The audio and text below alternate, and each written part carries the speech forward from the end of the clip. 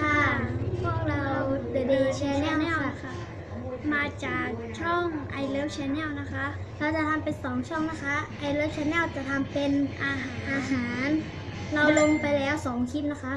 The Day Channel เราทำเป็น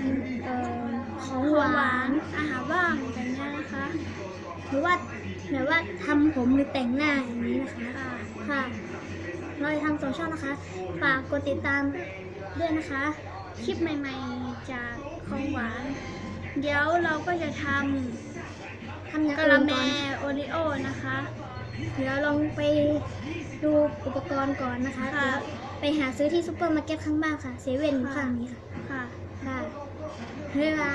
ยเดี๋ยวมาเจอกันนะคะคลิปหน้า อ ค่ะ ย่าลืมนะคะ กดติดตาม ก เพื่อ ดปุ่มกระดิ่งด้วยนะคะ